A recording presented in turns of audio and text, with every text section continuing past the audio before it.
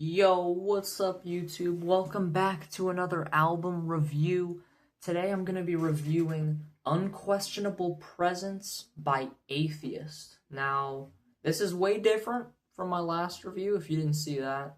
I like a bunch of different types of music, so I'm going to be reviewing like literally whatever on here.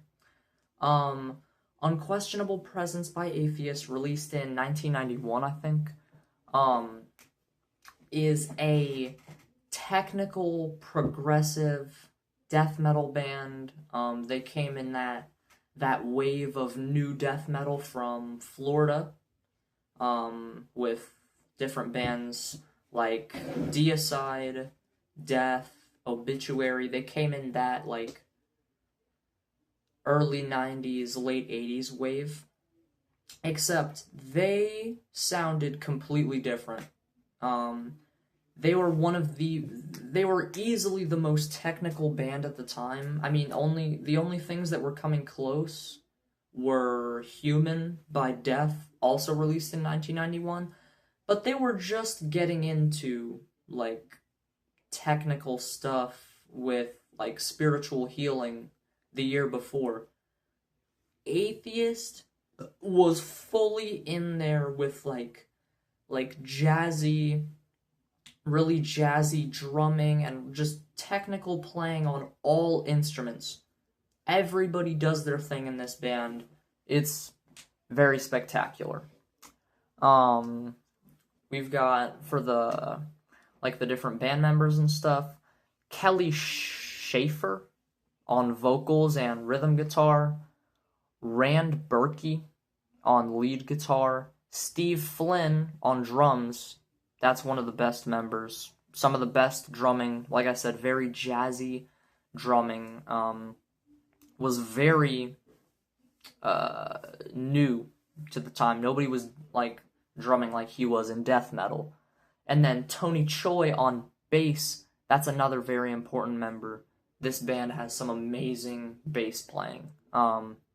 So yeah, this album was a little bit difficult to actually like give like feedback on certain tracks because every song on here is just super technical. It doesn't stick to like a specific like riff or anything like that. Constant tempo changes, constantly changing like time signatures. So this entire album is just like one big masterpiece in my eyes. But yeah, let's get into the tracks. Alright, so track one, we've got Mother Man. This is an amazing intro. Definitely a big highlight on the album. I think it's also the most popular, but that's probably just because it's the intro. People don't give these things a chance.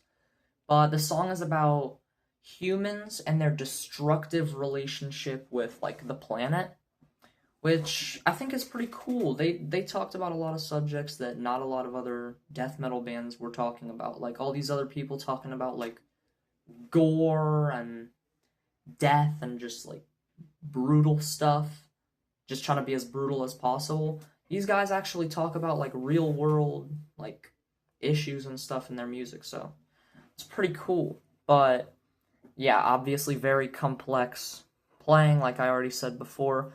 Great guitar solo mid-track. I really like that. And like I said, also every instrument gets a chance to shine in this song. I feel like this is a great representation of just all the things in this band that I love. But yeah, this is an amazing intro track.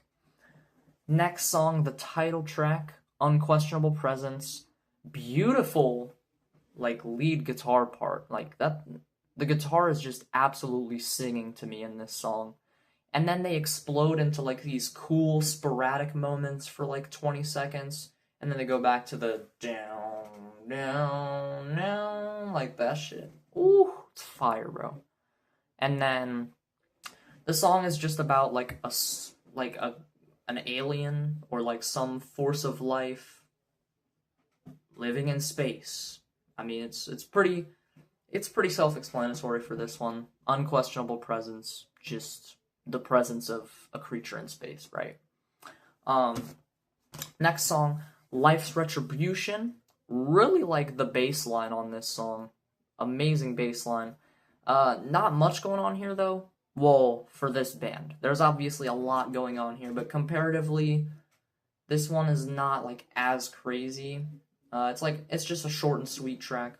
It's only like 3 minutes. Still really solid though. Track number 4, Enthralled in Essence. A lot of cool start-stop rhythms all throughout the song. And it's about feeling trapped and separated from your physical body. So that's pretty cool, I guess. No, track number 5, An Incantation's Dream. I really like this song. Big standout for me. Probably, maybe my favorite, honestly. It's got a great acoustic guitar intro. Very beautiful. And then there's also this amazing bass solo, like, bridge section. It's not, like, fully a bass solo.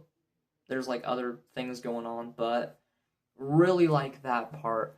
And the song is about criticizing people who don't live life to its full potential. Specifically, people who are held back by like religious beliefs, like just trying to like I don't know, just trying to like make it into heaven or whatever.